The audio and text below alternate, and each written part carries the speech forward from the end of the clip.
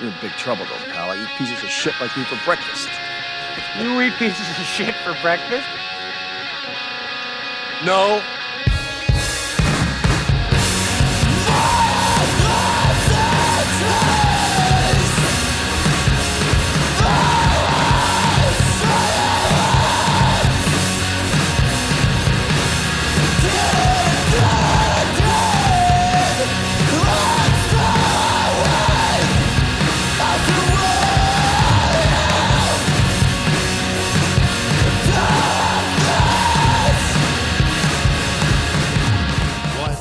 Rolling. Good morning and welcome to Breakfast of Champions, Season 1, Episode 22. Holy shit. I'm feeling 22. I missed 20 and 21. I know, back bro. For 22. Here you are. I love your sweater. No Country for Old Men. This is not a video, obviously. We're both in like hoodies and crusty eyes, eye boogers. And, you know, it fell below 70 last night, so you got to bust out the hoodie and short combo. You know it. Yep. It's Texas uniform. Yes, sir. Hoodie and shorts. Well, since last you were here, we had a UFC fighter on. Huge. We had my wife on. And I have realized over the past 2 episodes that I am just terrible at video editing. So I'm going to probably hit up Brian Beetle Bailey and see if he'd be interested in helping out with some of the editing on the back end. If you saw the UFC episode around the 15-minute mark of the interview, the video and the audio kind of jump off.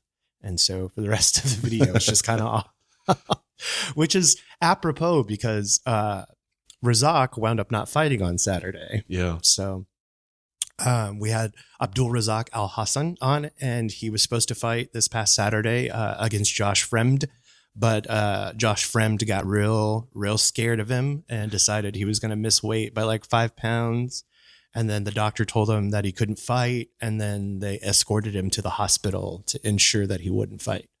So hashtag pulling out, Josh Fremd, because you were scared of getting knocked the F out by Hassan. Al Hassan.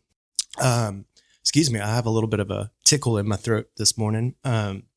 We've got several things in front of us to try, and I figure we probably should just start knocking some of it out one by one. For those of you that are not here with us in person, we have General Mills Monsters Frightful Friends with all new marshmallows. We also have General Mills Chocolate Lucky Charms Limited Edition with haunted marshmallows. I fried up some Cinnamon Toast Crunch bacon, and then we also Not have... in the microwave. No. And then we also, Parker found Cinnamon Toast Crunch iced coffee at, you said Dollar Tree? Or? Dollar Tree, yeah. Dollar Tree rules. The drinks at Dollar Tree, like that, the DVDs and the drinks are what I go to Dollar Tree for. I used to go to Dollar Tree for the drug tests. Because on probation, I was always trying to like double Dutch that, but I feel like the Dollar Tree drug tests probably all positive. Yeah. Or all negative. Like just lying to you. Yeah. I'm going to open this up just because I don't want it to get all cold. And I'm ready for the bacon. I'm also going to crack one of these Cinnamon Toast Crunch iced coffees to wash down the Cinnamon Toast Crunch bacon. So it's not freshly fried, but it is as fresh as it can be from Weatherford to here. And then as I was doing it, Faye was like, "What are you making?" Because we rarely make bacon at the house. I was like, bacon? She was like, "I want bacon." I was like, "Okay, I'll give you 2 pieces." So all right, as we dig into this Cinnamon Toast Crunch bacon, cheers, by the way. Cheers. It smells so good. Mm-hmm. The cinnamon works. Yeah. Crazy. Whoa. Man. Heather, when I told her this morning she was leaving for work, and I was like, "Oh yeah, we're doing the Cinnamon Toast Crunch bacon." Like, Rene just sent me a picture that it's fried up, and she's like, "That sounds weird." I was like, cinnamon and sugar on bacon, like, sounds great. Yeah. Salty, sweet, cinnamony. It really works. Yeah, that's amazing. So, man, sorry, folks out there in podcast land. This is I'm just not way sorry. too good. Whoa. You guys need to get out wherever you can. Yeah. And get the Cinnamon Toast Crunch bacon. It's so strange. Frying it up, I didn't think it was going to taste good. This may be too TMI, but like whenever I cook in the morning, I just feel like I'm going to yak first thing in the morning. I'm the same way. So I was frying this up and I had to like, as I was making it, I was like taking breaks and like going to the bedroom and like putting my shoes on and like trying to not stay in the kitchen. Yeah. But man, oh man. It is worth it. Yeah. I have a hard time eating first thing in the morning. Like when I first wake up, I can't eat. Like I was telling you before we started recording, I've been trying to get to the gym like 4 mornings a week. I usually get up at like 4:30, get there by 5. I work out. By the time I get home, shower, it's like 7. Then I'm like, all right, cool. I've been awake for 2.5 hours, worked out. Now I can eat. The vomit has passed. Yeah, but eating like within the first hour and a half of being awake I can't do it. You know what's crazy is when I realized that for myself, I was working at Starbucks because I was opening and I had to be there at like 4:30. Yeah. And I thought to myself, like, I'd wake up at the last minute, I'd get there, I'd be half awake, and I'd be like, cheese Danish, thinking that was going to be like, no. And I'd be like, oh, I feel so sick. So here's my thing. Have you ever feel nauseous and you're opening up at the Starbucks? Mm-hmm. Apple juice, cold apple Ooh. Juice is the way to go. See, I can do coffee first thing. Like food, and actually, okay, I'm back on my bullshit. So I'm being good. I'm eating right. I'm tracking my calories, all that shit. My Fitness Pal. No, I ditched my Fitness Pal. They got rid of the scanner, so you can't scan barcodes. You have to pay for it. Oh, it's of like, course, yeah. It's like $10 a month or like $80 a year or whatever. Now there's a new one called Chronometer. I mean, it's not new, but it's better than my Fitness Pal, completely free. You scan it. If you scan it, it's not there, they'll add it. Like you take a picture of the label and it just imports it all. Hell yeah. Super cool. Totally free. They have a paid version, but yeah, so I've been like back on my bullshit. So my breakfast routine has changed and I've actually been eating breakfast. Okay. I've been making Good for you. I've been making egg bites. Okay. Well, we have chickens and they're laying eggs now. Which Easy. We think only one's laying eggs, so we get like 6-7 eggs a week.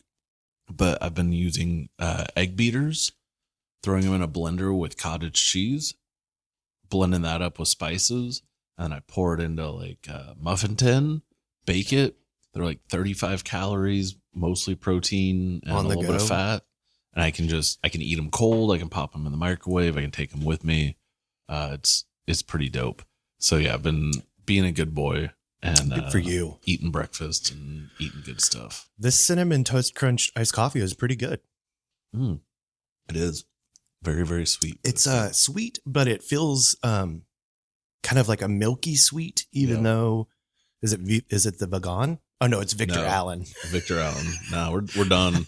It's 2024, my dude. No more. Wow, that is pretty good. It's a smaller. It's kind of like the same size as a smaller Red Bull, but it does have a full flavor of coffee, milk, and cinnamony sugar to it as well. So it's not good. One just. I like the flavor. way the can looks too.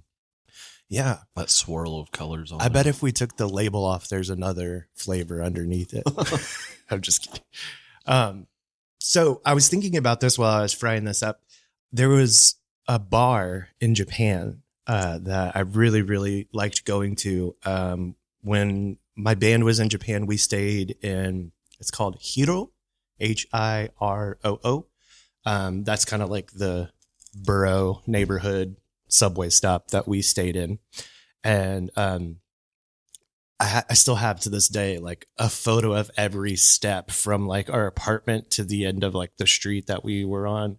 And there was a McDonald's and a 7-Eleven and a convenience store and a ramen place and just like everything on this one street. So it was like perfect for us. We'd get done playing a show, come back, chunk all our gear back into the apartment and just like go walking down the street trying to find. That's where we first experienced the shaka shaka chicken at the McDonald's, which is just a really thin, pounded out, like fried chicken cutlet.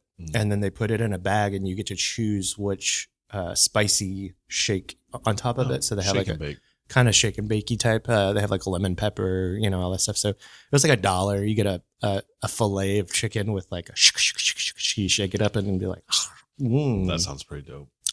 So at the end of the street, there was a burger place, and it was called Home Grill,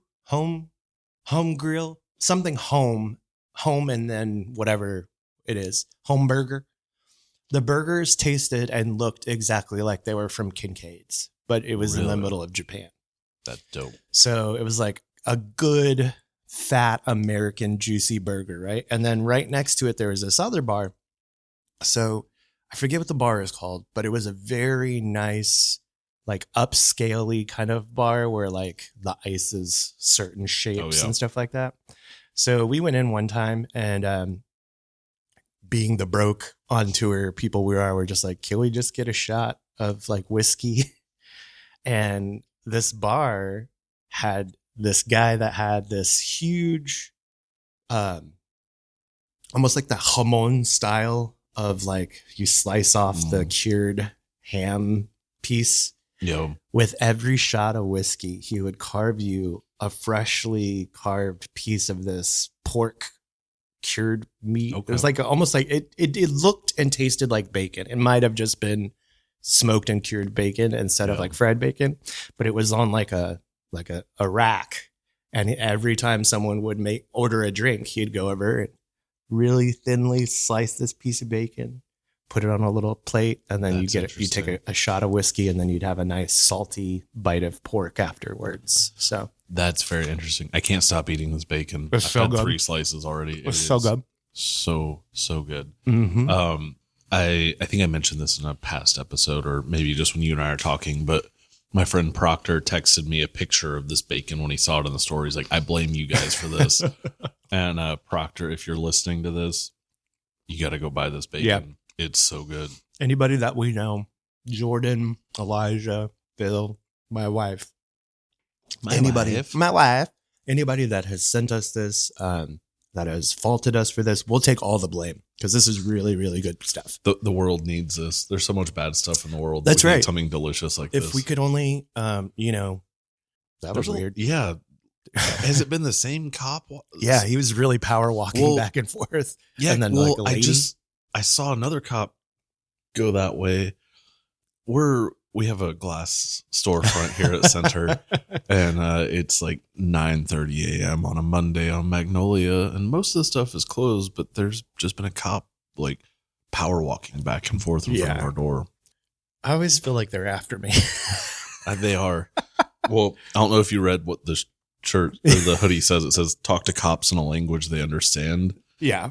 And for those of you listening, it's a scene from No Country for Old Men where old boy gets out of the jail and he's strangling the cop with the handcuffs. Yeah, he comes up from behind him and gives him a nice guillotine. There he goes again. I'm going to go show him my hoodie. I'll just get shot. Happy Monday. I have so many anti-cop shirts and things that like I just forget about it. So like whenever I have guests in my home, there are 2 of them, and one of they look exactly alike. Yeah, don't they? They're clones.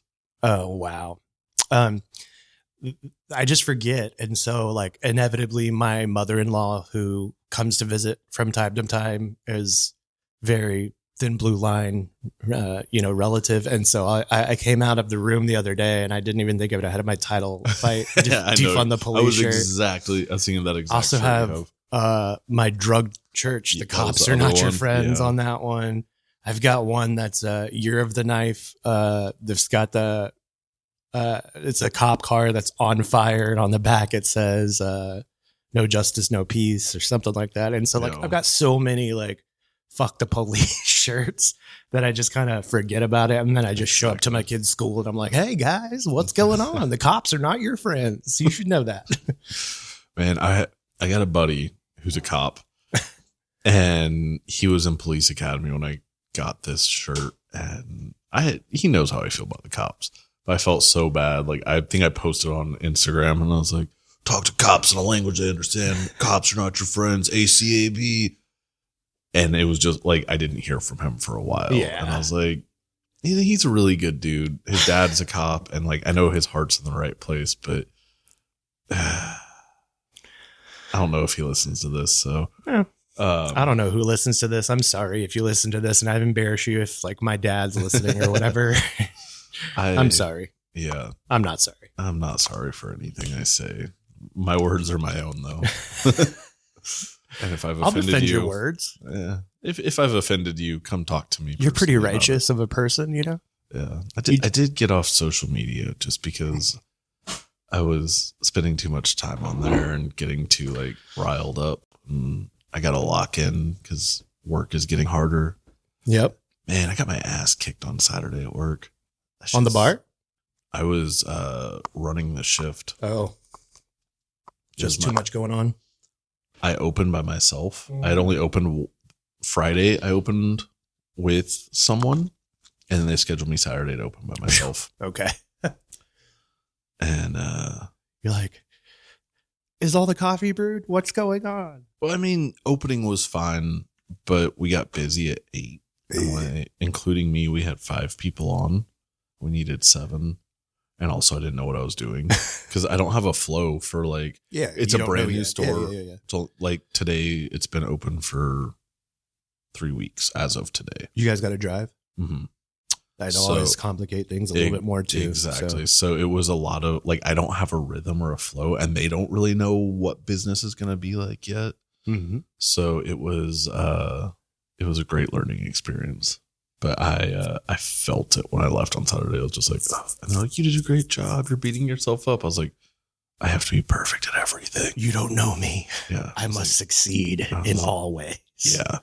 It's like I was like, that did not feel good. And they're like, yeah, we could have used 2 more people. Like it was a scheduling thing and we're still getting our like footing and people are finding out about us. We're just getting busier, but you did a good job. I'm like, inside, I'm just like, fuck, I fucked up. They're going to fire me. I'm so bad. I do that to myself all the time. It's just a big, like Sunday night into Monday morning, before I have to teach, I feel the heaviest imposter syndrome ever. Like, I just feel like all of the things that, like, it's one of those things where like in spite of all these things, you are who you are. Yeah. But like those things that are in spite of come creeping back. Like for me, it's, I don't have a degree in anything. So Same. How should I be teaching people if I've never got a degree? Yeah. Like I just go back to like my general attitude in life and I'm like, it's just incongruent with Mr. Rene, the music teacher that like loves kids, loves singing and dancing and being outgoing. It's just like, I become another person, you know, whenever I step into that role. Yeah. Yeah. And so I definitely feel that as far as like, if you are not okay with it in a sense, like afterwards, like if you don't come away with that going like, okay, we made it. Yeah. At least we made it. You know what I mean? Yeah. It's just like, fuck everything, burn it down. I'm the worst. This isn't going to work out. That's exactly what it was. Like, yeah. And it also something that threw me off because like I've basically done the same thing for the last 14 years or whatever. Big fish, little pond. Yeah. Kind of deal going into corporate world, little fish, big pond. But I have a weekly check-in with my like big boss District. Yeah. So yeah, on Friday I had that and I had it in person instead of online. So the manager who's training me, she was there with me and we're talking and he just stops mid check-in and looks at her and goes, have you ever Googled Parker Howard, Fort Worth, Texas? You told me about this, but I never followed back up. Yeah. And she's like, no, I haven't. And he's like, you should do that. It's really interesting. I'm just sitting there like, oh God, I don't know what could pop up. Could be a music related thing. It could be could be food. Like there's lots of food interviews I've done over the years. It could be the podcast. It could like I doubt it's the podcast. I mean, you never know. Just because number one, there's several podcasts named Breakfast of Champions. That is true. But if you, again, Parker Howard, Fort Worth, like, but yeah, I was just like, oh no. So I Googled myself and it popped up with a lady country singer with my same name from Fort Worth. Oh, hell yeah. So I was like, thank God. Some interference there. Yeah. So it's like, if you're looking at photos, it's mostly just photos of her. Yeah. But then like, if you scroll through, you find some of the articles I did. And later on, he was doing like have people make drinks and blah, blah, blah. And so he had me make this drink and I made it and he tasted it. And I texted you about this and he's like, Yeah. That's better than it normally is. And I was like, oh, cool. Thanks. He's like, it's because you made it with love. And I was like, I think he's trolling me because that was like a go-to line in interviews. When Oh, people were yeah. like, When you're, oh, why is vegan food so good? I was like, oh, well, like it's vegan. It's better for the animals. It's better for your health. And it's made with love. yeah. And that was like a go-to line. I was like, that motherfucker. Like He knows. he read it and he's trolling me. He's awesome. Like I'm super excited to learn and grow. Like he's going to push me to the next level, but it caught me off guard. I was like, he knows. He read the article and he's saying that to troll me and see if he can get a reaction, funny or not. All right. I've opened up the Monster Frightful Friends. This has really, really made my family just go nuts for the last 2 weeks. It's been sitting on my desk and they're like, I want it just because. What's going on? Is there a lot of green I'm just looking pieces? up. I like it. I'm excited. Yeah.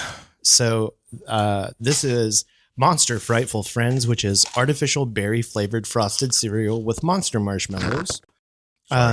We've got Count Chocula, Frankenberry, Boo Berry, and then the apple lady. I forget what her name is. Cruella de Apple or something like that. But the monsters have pets too. So on this box, you find out Scratch. Yeah, Scratch is it's Carmela. That's what that chick's name is. That makes sense. Scratch is Carmela's soulful snake who's got serious attitude and perfect rhythm. Can you find her record? Igor is Count Chocula's fearless guard spider. He's fiercely loyal. Can you find his teddy? Benny is Frankenberry's best bud. He has a wicked sense of humor and a wonky sonar. Can you find his bat? And then Meowberry. When Boo Berry's cat disappears, there's not a ghost of a chance of you finding her. Can you find her yarn? So obviously there's a little like fun thing you can do on the back. But new marshmallows all mixed together. So I love this idea because every year I buy like a box of each of the cereals.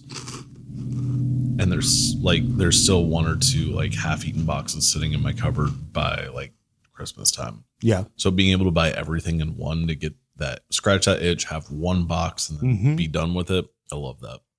Me too. It reminds me of Captain Crunch kind of flavor. Yeah. Light. It's a lot lighter than I thought it would be. That's very good. Yeah. The apple and the berry go well together. And try one of these marshmallows. That's good. I enjoy that. Yeah. I like that a lot. I'd love it more with some milk, obviously. How are you feeling about Lucky Charms Haunted Edition? You want to give that a go, or you want to pass on that till next time? Maybe we save it till next time. I think so, we've too. had so many We've had a few. snacks. We've had so many snacks. We might as well save this one. Plus, I feel like it's going to be the same thing as what we just had, except for chocolate, not berry flavored. So let's save that. I think it's gonna be great no matter what. for next time. I'm gonna get another piece of bacon. Please do have as much as you'd like. Last time I didn't have bowls, so today I went over and got some cups from the Salsa. They saved our life once again. Funny story. A couple weeks ago, we had the Travis Scott release, and we tried our absolute best to not let anybody know that we were going to release those shoes. We didn't post anything on Instagram till the day of, and we did it 45 minutes before we opened. So by the time I got here to open the store, the line was from here down to LRB. Wow. And so I got here around 10:45. So within 30 minutes, a line of like at least 100 people probably had formed. That's insane. So we're trying to go through and serve the people as best as we possibly can in a safe way. We only let a couple of people in at a time and kind of just try to make it as safe as possible. The people from Salsa were not happy with us. I believe that. The guy that with the big hair in the net, that always he came over. He's like, "Can you please move the line?" He's like, "You're blocking our doors. People can't come in and out." And I'm like, "Can you please give us like 10 more minutes? We're almost done." Yeah. So as soon as we sold out, of course the line dispersed. But like, yeah, we have this special relationship. We're constantly like battling back and forth, like with Salsa. The life on Magnolia, just in general. Yeah. There's so many like big personalities and businesses on this block or street, and that's a constant thing. You remember Efrain? Yeah. He used to say something that used to crack me up. Anytime something like that would happen up at Evoca, he would say, "It's hard being a local celebrity." For real. For real. And that was always used as kind of like a derogatory towards some of those people that think their personalities are larger than life. But anytime he would say that, I'd think about that and be like, "Ooh, I don't want to be a local celebrity." No, again, going back to imposter syndrome, I've got horrible imposter syndrome, but I would get talked up because I would do so many interviews and stuff. And I remember one time Heather, when she was working at Evoca, somebody who worked there, like I came in and got coffee and I left, and the person was like, "Oh my God, that's your husband? Like Parker's huge. Like it's like meeting a rock star." And she's like, "No, he's real like stupid." Like, what? That's weird.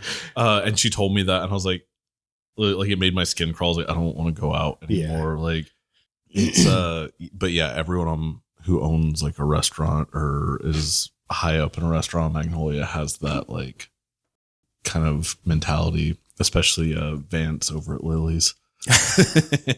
We're naming names now. Yeah, I mean, he is what he is. He's of a different era. So I know that you've been off the social media, and speaking about celebrity, I had to show you this to get your reaction live. Okay. So Saturday night, usually there's fights, you know that. Yep. Saturday night, the bare knuckle fighting championship was on, and Mr. Conor McGregor is part owner of that. And so he usually likes to make his presence known. And this is after the fights. Everyone's kind of partying and whatnot. Conor is obviously inebriated on the cocaine, and forgets that his wife is also near him. So this is a woman that's not his wife, pulls her hair, starts grinding on her. She sees the wife, and that's the wife right there. And then he's like, ha, ha, ha, trying to play it off, slaps his wife's butt, grabs her hair. And everybody's just kind of like, what the fuck, Conor? Oh, my wife. Hi, wife. And then he plays it off. Slap the butt. Oh, you need some? Oh, you're jealous? Let me pull your hair too. This man is never coming back to fight. I don't care what anyone says. No, he's never fighting again. So he's enjoying life too much now. Yeah. He put in the hard work. He did the fights. Now it's time to just party until his heart gives out. So there is, we've talked about this behind the scenes, and I kind of wanted to bring it up on the actual podcast itself. But Conor is, how do we say this? Oh, another cop. This time a lady cop. Two more cops. What the hell is going on? I need to take my hoodie off before I leave. I'm not getting shot today. Calling to work. Hey guys, I can't come in for my training shift. I got shot by a cop because I was wearing an offensive cop shirt. Conor has some connections to what some would say is a cartel. So, of course, all of this is alleged. We don't know anything like for sure or whatever the case may be. But there is a gentleman who is, how do I say this? Connected to a cartel. Okay. And this gentleman who is connected to the cartel in, I guess it's Ireland. 4 cops now. And none of them were the 2 that, and they were staring at us as they walked by. Sorry. No, you're good. Talking about cartels. So, so in, I want to get this right. Ireland, I believe. Yeah. Dublin, Ireland. There is an organized crime group by the name of Kinahan. Kinahan Organized Crime Group. They're also known as the Kinahan Cartel. They are a major Irish transnational organized crime syndicate. And it's probably, they are one of the largest organized crime groups in the world. Okay. They were established in both the UK, Spain, and the UAE. And basically what's going on is it's basically like a crime family where you have a family that has gotten into selling both drugs and arms. And basically Connor is getting his supply from these gentlemen here. Especially there's this one, his name is, I don't want to get it wrong. I believe his name is, let me double check. Sorry, dead air. Are you watching the cop situation? I'm just, I want to know what's going on. I'm curious. And it's like between the two that looked alike, plus the other 4 we've seen, that's 6 cops just walking up and down this block right now. Like what is going on out there? I don't know. Are you on, do you have like a Ring camera on your, Yeah. Do you get the Ring updates whenever like something's going on in your neighborhood? Oh yeah. I woke up this morning to 6 Ring updates, and there was a police chase down 8th Avenue behind my house, and I guess a car like crashed into a house down like south or something. It was a red Mustang. They were topping 115 miles an hour during the pursuit is what Ring says. But yeah, that was fun to wake up to. And then there's like videos on here, and yeah, it looks like it crashed. Oh, maybe it didn't hit the house. It crashed. It stopped in somebody's front yard, but over kind of by like the Taco Bell at Barry. Okay. Here it is. So Conor McGregor's sister, her name is Aoife. Okay. She is dating someone named Graham the Wig Whelan. Graham Whelan is part of the Kinahan cartel. He is served over a decade in prison for both drugs and arms trafficking. Now that he's out, he's back in Dublin and has basically been palling around with Connor and Connor's sister. So let's see here. He pled guilty for possession. He describes himself as a dangerous criminal. I'm going to start describing myself as a dangerous criminal. So now that he's out, this is a picture of him and Connor's sister. He looks so dangerous. So basically what's happening is Aoife He looks like a guy named Graham the Wig are dating, and they've gone public. And so now the whole thing is they're probably going to get married. And so Connor's marrying into the Kinahan cartel in Ireland, which, I mean, obviously they're drugs, arms suppliers. So he's taken care of as far as his drug problem is concerned. He's becoming his character from Roadhouse. He literally is becoming that. Yeah.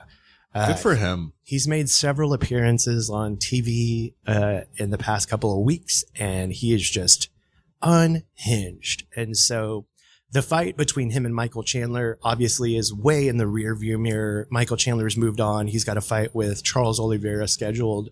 So now Connor is calling out basically any and everybody. And the last one he called out was Dan Hooker. Dan Hooker says he's ready to fight him. So again, if Connor comes back at all, it will be in 2025 as a bargaining piece between the UFC and whoever their potential TV buyer is. I brought this in just for funsies. I'll take a picture of it, throw it on the Instagram later. Rhodes built an octagon. Obviously, it's not an octagon because it's not the shape of an octagon. However, this is Bruce Buffer with the megaphone. This is Sean O'Malley with the pink hair. Now I see it. Yeah. The abs, the abs, the pecs. I love it. And then he thought of the dream scenario of Sean O'Malley fighting his favorite fighter, fighting Alex Pereira, his other favorite fighter. Okay. So Is this Dana White? It is Dana White. And then we've got the referee here. So the cage door open and shut. And Love then it. he said this is the advertisements in the center of the ring, like the big Bud Light that's in the center. It just, he didn't know how to make it flush with the ground. So yesterday I came home and he's like, Dad, I made this for you. Got to take it to the podcast. So we have our very own Lego ring with Alex Pereira and Sugar Sean O'Malley and Bruce Buffer and Dana White with his big white bald head. He's also part of the evil empire, obviously. So Obviously. I love it. I love that Rhodes did this for us. He said, he's like, look, there's even some people watching.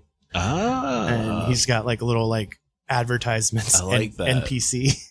He missed no detail. No, he really did not. So That's awesome. obviously my family buying into the UFC, buying into combat sports and all. On Saturday, we were at home and he goes, I want to stay up for the main event. And I was like, it's not going to be late tonight. It'll probably be over before your bedtime. He was like, I don't care. I'm staying up.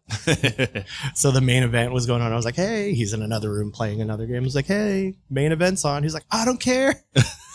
I'm just staying up. Yeah. Yeah. That's how my kids are. They're like, we're going to go do this. Actually, no, I just want to stay up. I don't want to do that anymore. I just want to be awake. Man. So we're talking about Conor McGregor, internet. I mean, he's not just an internet personality, but Local celebrity. did you ever follow the Liver King? Yes, I did. So I got sent, I think it was a TikTok of the Liver King from like a few days ago. Yeah. I haven't kept up with him. Like, I think the last time, like when he first like started appearing, I was like, oh, like I know his supplement brand. Like I'm familiar with those supplements, whatever. This dude looks like a roided out, like CrossFit dude who's trying to like promote his brand. So like I saw through it, but I was like, you know, watching a dude eat raw bull testicles and stuff every day and his whole persona, I was like, this is crazy, but whatever. And like he shows up at UFC fights and his whole like no shirt, like water buffalo hat, like the whole primal thing. And then it came out he was on like $15,000 worth of steroids a month. And it's like, yeah, no shit. Like, look at his HGH gut. Like, his nipples are a dead giveaway. Like, he's unhinged, whatever. Like, not shocked. And he's like, I'm, gonna be honest. All this stuff. Well, I haven't paid attention to him in a year or two since all that happened. I got sent this TikTok, and he's more unhinged than ever. He lives in like the Houston area, like outside of Houston. He's got a whole bunch of land and like a mansion and all this stuff. And like the biggest thing in all of his videos is like when he bring his like sons into it and be like, these are my primal boys or whatever he calls them, and liver boys or whatever. And he like have them eating the raw like bull testicles and liver and stuff. He's like, we live the tenets of the ancestral lifestyle. And all right. And I'm just like, are you shooting like, HGH into their asses like too? Are you shooting Trent in there? Like what? But they always look so bummed out. Like he'd have them doing cold plunges and doing all this, and people in the comments would be like, "Liver boy, blink twice if you need help." Well, it's him, and he's just filming himself, and one of his pupils is way bigger than the other. Okay, he looks like he's aged about 15 years since the last time I saw him online, and he's like, Liver King Trinity, Liver King 3.0, we're turning a new rock. We're going to have some father-son time, some wholesome and you can tell he's in a Whataburger. And he's like, I'm taking my sons to Whataburger for some wholesome father-son time.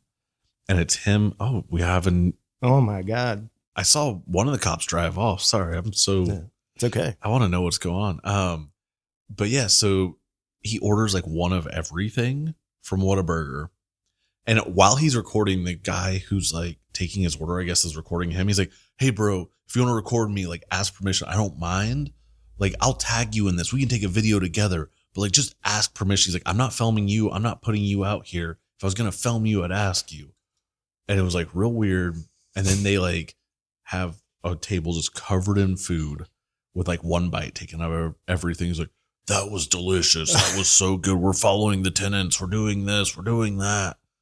And it was just so fucking weird. And then, so like, I was like, I'm going to go on Reddit and see what Reddit has to say.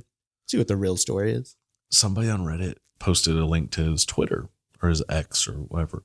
And it's him, and he's sitting there and he's talking, and he's like talking about something. He's like, his whole thing is Liver King 3.0, the Trinity, like all this stuff.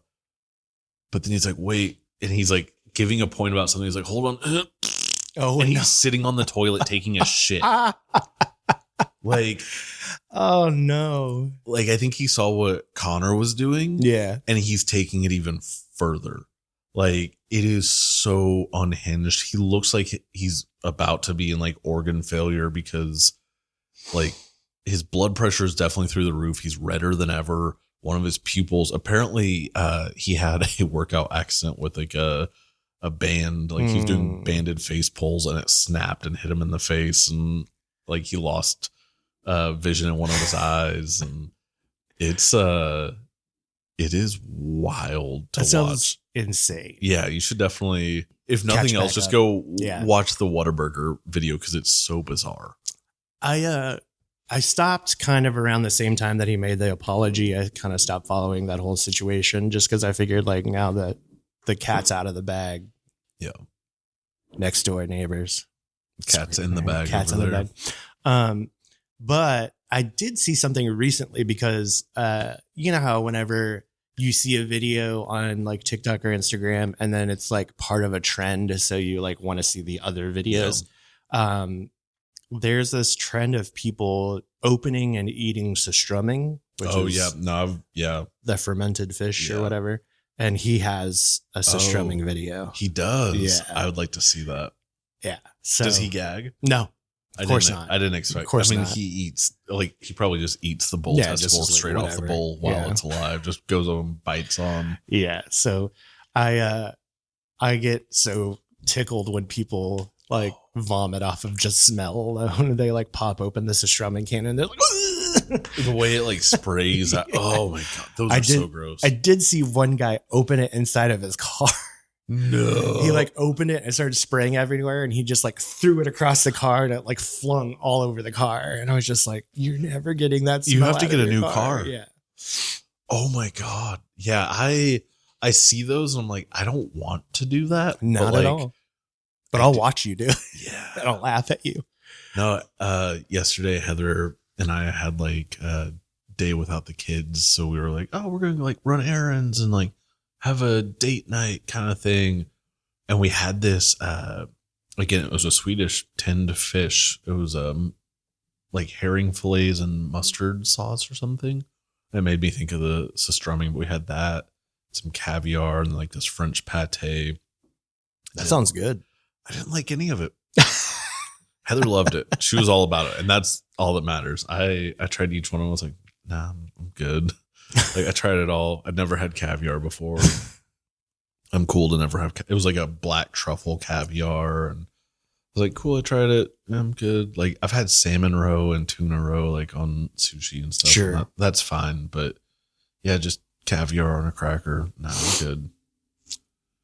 This week I sent you kind of like an idea and we talked about it peripherally, but if you out there enjoy our movie talks, yes.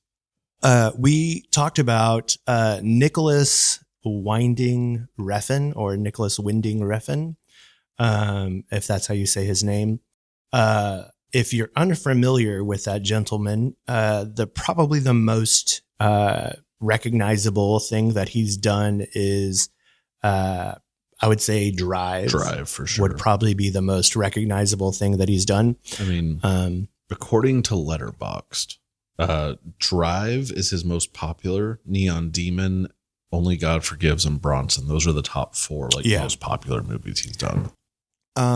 So the first time I saw Drive, obviously I was blown away by the pacing and the music. But the thing that I kind of always kept coming back to is just the elegant way that the brutalism was portrayed. It was almost every single time something violent on screen was happening, it was being juxtaposed with an opera aria or some sort of operatic music. Time slows down in that movie whenever the violence happens. Bullet time. Yeah, things go, really slow and really methodical and very, like I said, almost like an opera or a ballet when it comes to the violence in that movie. Love that movie. Have you seen Drive? You No. still haven't seen? Okay, No, I haven't watched it yet. So great kind of like cinematic universe that this guy basically creates with each one of his movies. It seems like it could be in the real world, but there's some elements of like that old suspension of disbelief in in old Hollywood and old TV movies, TV shows and movies. You could never have somebody running around just killing people for no reason. That would get solved really quickly. But this guy gets away with it. He's a driver. He's Anyway, some of the other movies that we've talked about, and the one that I brought up in particular for this podcast is the movie Valhalla Rising. Yeah. It's one that I don't hear a lot of people talking about. I don't see a lot of people talking about, but it's one of those movies that really interests me for two reasons. One, the violence in it. Obviously, you get to see a lot of very cool up close combat, hand-to-hand combat styles. But also the conspiracy of Christopher Columbus obviously not being the one that discovered the Americas. More than likely it was Vikings. So that whole thing. Also, the entire movie is based upon ruins that were found in inland Delaware. And so they're way older than the Columbus discoveries, and obviously they're Norse in origin. Yeah. And so how did the Northmen get so far inland to Delaware to place those runes? And so the entirety of the movie is based upon just that simple fact that the runes were found inland in Delaware. And so did you watch some of it? I watched it. I had told you like, oh yeah, I remember watching this when it came out. I never finished it. Yeah. And then I put it on and I remembered why I didn't finish it. It's very, the pacing is sluggish. Yeah. There's not a whole lot of dialogue. The fights are cool, but I just didn't connect with it. So it was on, but I wasn't paying close attention. There is two pieces of the movie that I kind of really like. I like the chapters. Like it reminds me of like a Quentin type thing where you have chapters 1, 2, 3, 4, and 5. That kind of helped break up the pacing, in my opinion, a little bit. But also the wide range of emotions or the wide range of humanity that they went through while all being high on the psychotropic brew. That scene really captures just like the wide range of like, you have someone that's confused, you have someone that is building, you have someone that's hiding, you have someone that's raping, you have someone that's killing. Like, it's just like every range of human emotion being portrayed. Someone's just, emphatically praying to God and being a religious zealot. There's just so much going on during that one scene. And I do feel like the entirety of the movie, the reason it's paced that way is because it's almost like we're seeing the entirety of the movie from the perspective of the natives. Yeah, that's true. And it's like when they show up at the end and they're just completely silent. And then like, it's one of those things where like the visions that the one eye was having of like things happening, it was almost like they were giving him those visions. And then like they just showed up silently and just fucking killed everybody at the end. Yeah. Spoiler alert. Yeah. Sorry. So the other one that I watched recently, just rewatched recently, is Only God Forgives.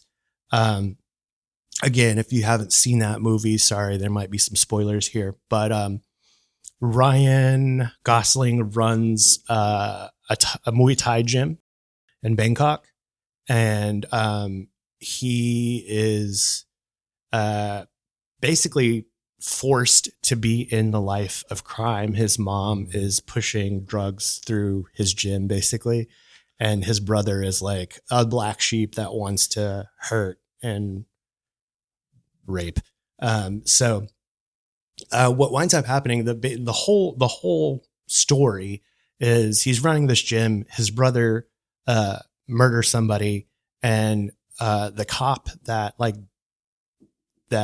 deals with the murder allows the father of the daughter that he hurt to come and kill him. So it's like just street justice or whatever. Yeah. So of course the mom is not having it, even though she's a crime boss. She's like, that's not how you do things. So go kill the cop. And so it's a revenge darkness type situation. It all takes place in Bangkok. A lot of cool scenes of like Muay Thai fighting. Awesome. A lot of scenes. There is a very climactic fight between the cop and Ryan Gosling, who obviously has been training Muay Thai for this fight, for this movie. So a lot of like what we talk about blended in with like the dirtiness of like Hollywood. And so we talked about Neon Demon being a popular one.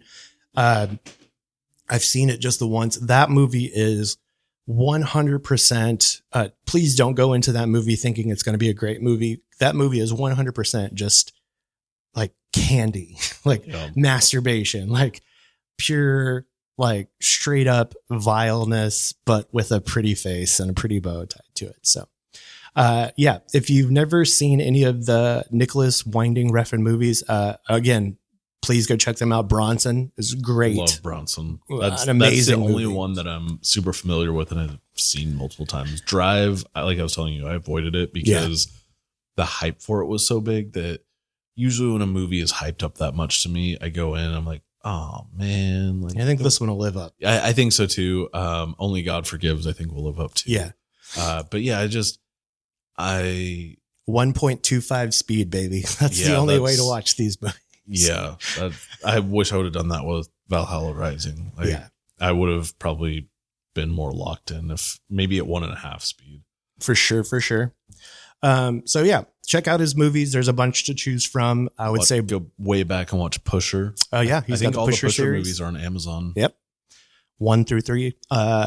So there's a couple of things he's working on now that I'm interested in that may be coming out in the future, but Drive, Only God Forgives, Bronson, and the Neon Demon. I can wholeheartedly suggest those if you like watching violence on screen. Again, if you're like Parker and you're like, this takes too long, 1.25 speed will get you through those scenes a little bit quicker, get you straight to the violence or whatever it is that you're interested in there. I wanted to talk before we wrap up about a couple of things. We have the UFC is happening again this Saturday. Mm-hmm. We've got another fight night, and we can go through these really quickly if you'd like. Not too many fighters on the card. Let's see here. We've got a heavyweight bout between Austin Lane and Robelius Despagne. Oh, I don't know who that is. I don't know either of these guys, but they are huge. 6'6" and 6'7", 255 and 261. So damn. Let's see here. They're both coming off losses. Mm-hmm. I'm going to roll the dice and go with Robelius Despagne. From where I'm sitting, he kind of looks like Dennis Rodman. Yeah. So he's 1 inch taller and weighs a little bit more. So hell yeah. Then we got a women's strawweight bout between Melissa Martinez and Alice Ardilane. Both coming off losses. Yeah. Romania versus Mexico. We got more fights, less losses, but I'm going to go with Alice. Let's go with Romania. Then we've got a women's strawweight bout between Jessica Penne and Elise Reed. Yeah. 14-8-0. That's and she's got a couple inches on her. And personally, I think Jessica Penne is going to win this one. Yeah, I think so too. Cool. Women's bantamweight bout between Jocelyn Edwards and Tamedis Vidal. I'm going Jocelyn. Yeah. Again, cool blue hair. Dennis Rodman look. If you look like Dennis Rodman, we pick you. Yep. Bantamweight bout between Brad Katona and Gene Matsumoto. Gene Matsumoto is undefeated. Ooh. 15-0. Yeah. Making his debut. Yeah, I'm going with him. Gene Matsumoto from Brazil. Okay, that's all of the prelims headed into the main card. We have a flyweight belt between Mataus Nicolau and Asu Alambreyev. Wow, 20-2. Wow. Great record. Kazakhstan. Can't go against them. My wife. And my wife. Azu Alambreyev is who I'm going with there. Me too. Featherweight bout between Darren Elkins and Daniel Pineda. Both have humongous records, 28-11 versus 28-16.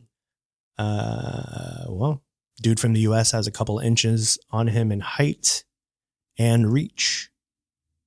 He's also got, looks like he's going to cut some weight to, he's 162. Let's see. Yeah. Yep. Darren Elkins? Yeah, I think so. Darren Elkins. Bantamweight belt between Brady Heisten versus Jake Hadley. We've got similar records, 9-2, 11-3. United States versus England. Both coming off wins. Mm-hmm. Looks like it's going to be a pretty good scrap. I personally am going to go with Jake Hadley.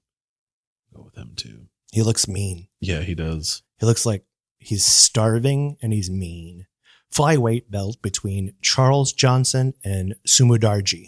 One name, like Madonna. I'm going with him. Yeah, I like Sumudarji for this as well. And then we've got Rob Font versus Kyler Phillips. Rob Font is crazy scrappy. I don't know much about Kyler Phillips other than he's coming off a win, and that's a weird looking upper torso. Yeah. I'm going to go Rob Font. He looks like he did the reverse Marilyn Manson. Too many Added ribs. an extra rib. Middleweight bout, Anthony Hernandez and Michelle Pereira. This is the main event. Both coming off of wins, both relatively equal in size. Going with Pereira. Pereira. Okay. Michelle. All right. Lock those in. Broke Boys Betting Club. Get those picks locked in for us, please. Yeah.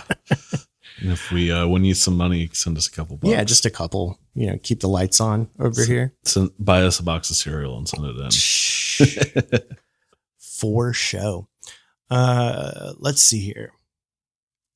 What else we got? I was thinking. Oh, Tuesday, tomorrow. Tomorrow will be the last episode of Contender Series of the season. I fell off the wagon on Contender Series.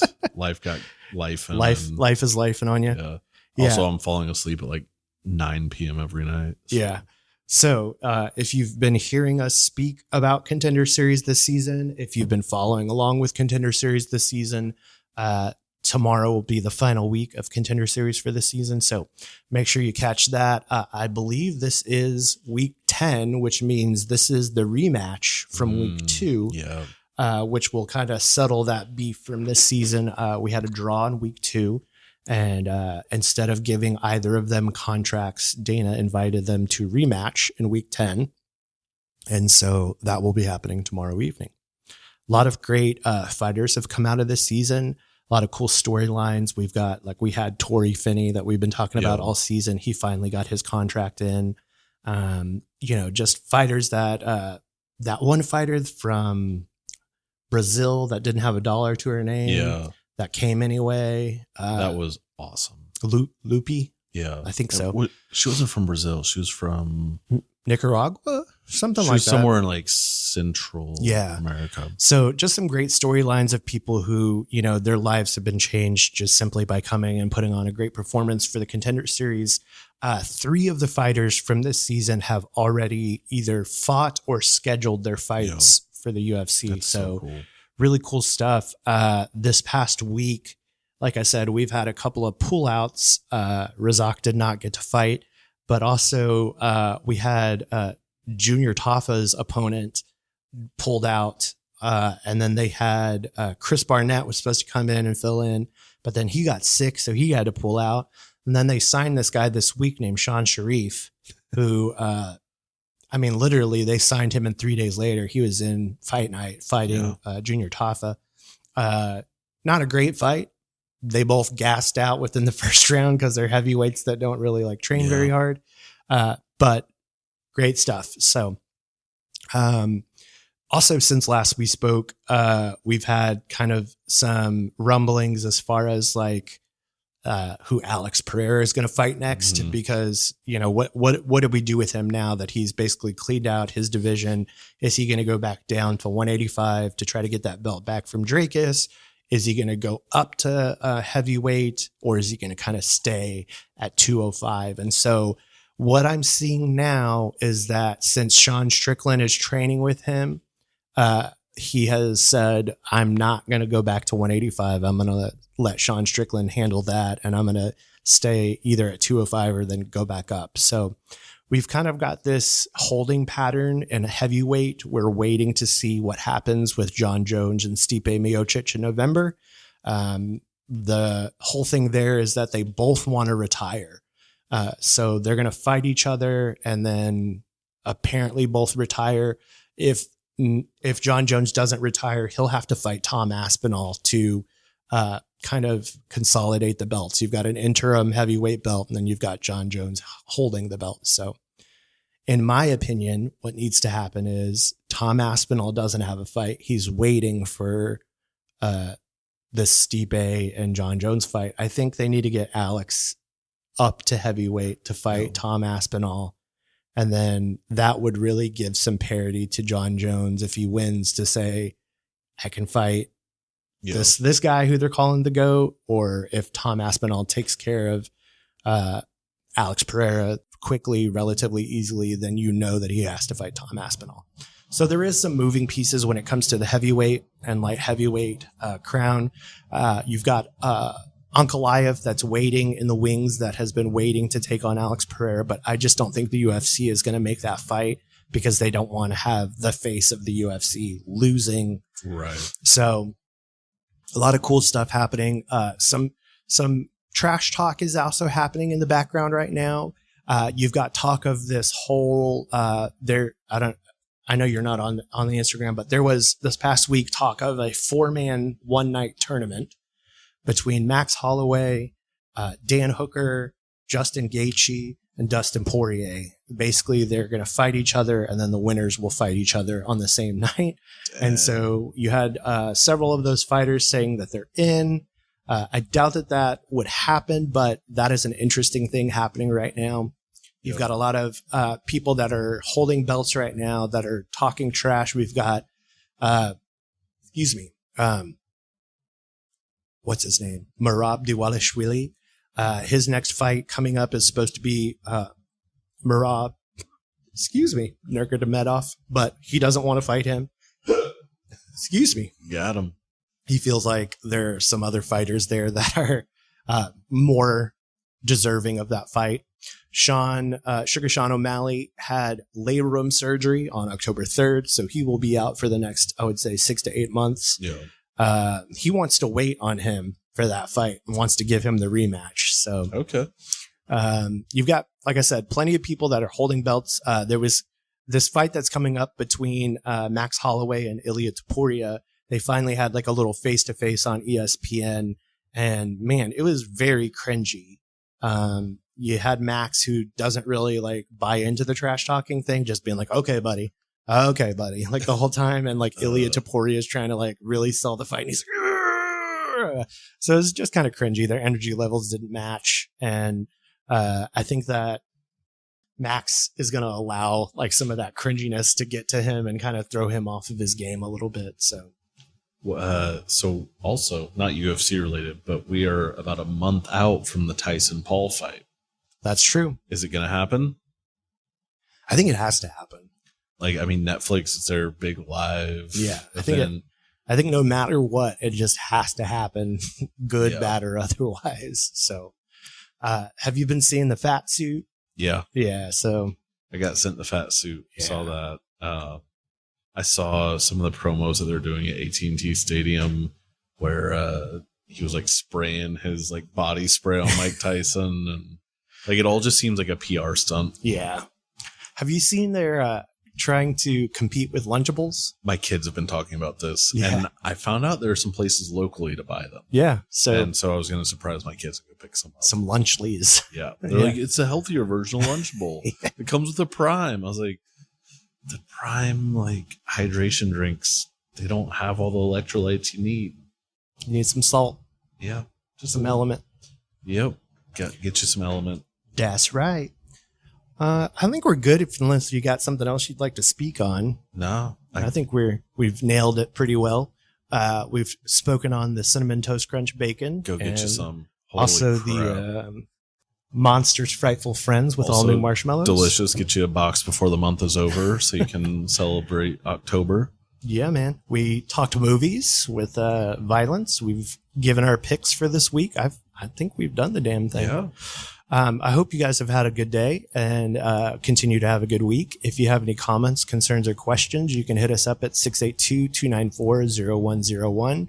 We've also got an email address. It's breakfastofchampspod@gmail.com. We're on all social medias and also everywhere you get your podcasts. So Spotify, Apple, Stitcher, Amazon. Yeah, you can hit me up on my YouTube. Celly cell. Send me a page. Smoke signals. Bird calls. Yeah, send All me a that carrier pigeon. Yeah. All right, friends. Hope you have a good week. If you, again, like I said, if you have any questions, holler at us. We'll be back at you next week. Hope you have a good week. Bye. Bye.